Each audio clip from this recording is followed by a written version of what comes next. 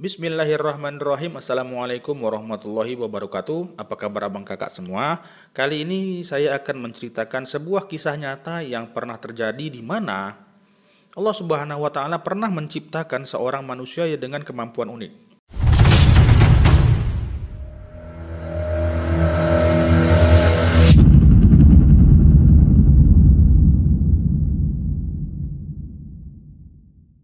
Pada bulan suci Ramadan, kita yang diwajibkan untuk berpuasa diharuskan menahan lapar dari terbit matahari hingga tenggelam. Nah, menjelang buka puasa, biasanya kita merasakan pengen makan apapun yang kita lihat, mulai dari cendol, bubur, lepat, lapis legit, kue mayang, risol, pastel, bakwan, tahu isi, jus, apalagi semua sebut. Pokoknya seolah-olah kita merasa orang yang paling lapar di dunia. Setelah buka puasa apa yang terjadi?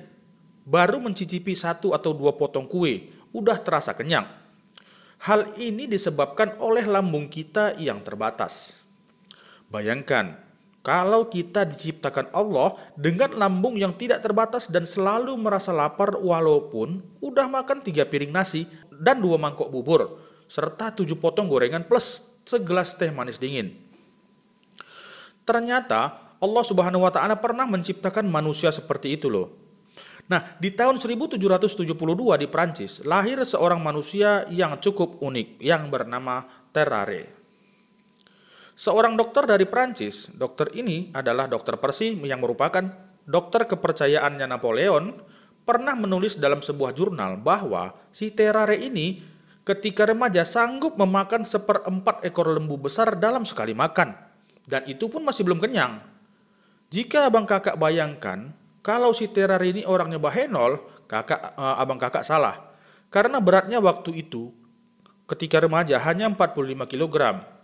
Walaupun gak gemuk, tapi rahangnya besar dan giginya gak beraturan. Nah, dokter Percy ini mengatakan bahwa dalam jurnalnya tadi, bahwa gigi si Terrare ini joroknya luar biasa dan bau banget. Selain rahang dan giginya yang agak beda dari orang lain, pipinya itu bisa memasukkan selusin telur sekali hap. Mirip kayak tupai waktu nyimpan makanan. Nah, ketika lapar, perut si Terrare ini biasanya mengkerut, bahkan bisa dilipat. Nah, kalau udah siap makan, apalagi pas makan banyak, perut si Terrare ini bisa membesar bulat gendut mirip Bubble Bass musuhnya SpongeBob yang menyembunyikan acar Krabby Patty di mulutnya. Dilaporkan juga bahwa si Terrare ini badannya bau kali, bau busuk sampai nggak ada yang mau dekat-dekat dia kalau lagi berkeringat. Nah, karena nafsu makannya yang luar biasa besar ini, dia pun diusir oleh orang tuanya. Kasihan kali dia. Tapi cuman lah, orang makannya banyak kali. Nah, setelah diusir, si Terrare ini akhirnya bekerja di pertunjukan sirkus. Suatu ketika dia mendaftar sebagai tentara ketika perang koalisi pertama zamannya Napoleon Bonaparte. Nah, tapi ya namanya dinas militer, jatah makannya pasti dikit ya. Si Terrare ini cerdik. Dia akan membantu tugas temennya asal dikasih sisa makanan punya teman-temannya. Tapi itu pun rupanya nggak bisa buat dia kenyang. Hingga suatu hari, dia dibawa ke rumah sakit militer karena merasa kelaparan yang sangat ekstrim, yang membuat badannya lemas. Habis itu dia dikasih makan 4 kali lipat dari jatahnya semula. Dan itu pun masih kurang. Saking laparnya, dia sampai ngais-ngais sisa makanan pasien lain di rumah sakit militer tadi, di tong sampah. Pernah nih suatu kali, dia merangkak ke ruang obat untuk nyari apapun yang bisa dia makan. Dan dia menemukan semacam obat oles yang dibuat dari daun-daunan yang ditumbuk, yang biasanya dioleskan ke luka-luka pasien. Nah, dimakanlah itu obatnya. Habis kejadian itu, Terrare malah nggak dikasih keluar rumah sakit. Dia dijadikan bahan eksperimen oleh dokter yang ada di sana. Mereka ngasih makan Terrare per hari dengan 15 porsi makanan orang biasa, termasuk 4 galon susu. Habis itu biasanya dia tertidur dan perutnya menggendut kayak balon.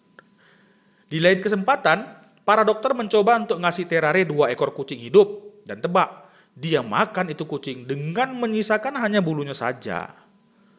Dokter juga coba nawarin berbagai hewan, termasuk ular, kadal, anak anjing, dan semuanya itu dimakan nih sama si Terrare hidup-hidup.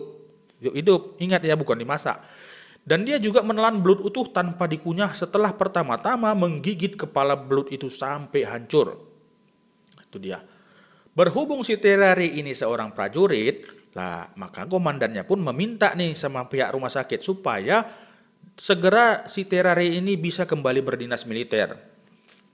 Tapi dokter pengen melakukan penelitian lebih lanjut nih sama Terare. Jadi diambil jalan tengah. Dokter tetap melakukan penelitian dengan catatan si Terare harus tetap dinas militer. Lantas idenya adalah Terare akan dijadikan sebagai kurir yang mana si Terare ini akan menelan sebuah kotak yang berisi pesan dan kotak itu akan diantarkan ke lokasi-lokasi yang diinginkan. Gitu nih idenya. Nah, akhirnya Terare pun setuju nih dengan bayaran jeroan sapi seberat 14 kg berupa paru-paru dan hati. Tuh, dimakan mentah. Lantas, Terare pun diangkat menjadi mata-mata untuk menyampaikan pesan ke lokasi. Tugas pertama, dia diperintahkan untuk membawa pesan kepada seorang kolonel Prancis yang sedang ditawan oleh pihak Prusia di dekat Neustadt.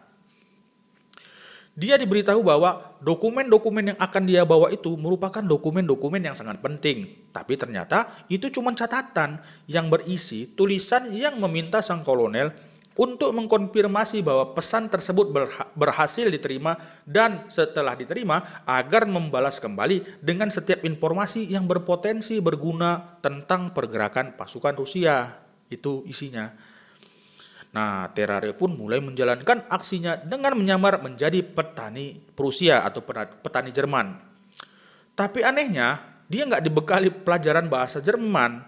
Petani-petaninya curiga dong. Karena petani curiga, akhirnya dia dilaporkan dan langsung ditangkap. Akhirnya dia dibawa ke hadapan komandan setempat. Ketika itu namanya Jenderal Zugli.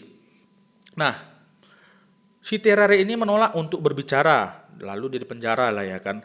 Setelah 24 jam penahanan, Terare menyerah dan menjelaskan rencananya.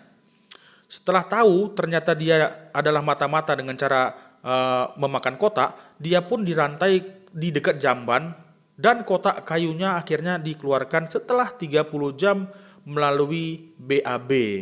Jadi ditunggu dia Zugli terkejut dan sangat marah ketika dokumen-dokumen yang dikatakan Terare berisi informasi intelijen itu ternyata cuman prank. Ya isinya cuman kalau pesan ini sampai kepadamu tolong balas ya. Kurang lebih gitu isinya. Ya itu dia. Setelah kejadian ini Terare pun jadi takut nih di dinas militer. Oh ya, dia dibebaskan ya karena mungkin si Jenderal Zugli ini merasa kasihan, agak-agak gimana gitu. Akhirnya dia dibebaskan. Nah, setelah kejadian ini, si Terare jadi takut dinas militer dan kembali ke rumah sakit untuk menjalani eksperimen. Akhirnya Dokter Percy pun berjanji bahwa dia akan mencoba segala kemungkinan untuk menyembuhkan Terare.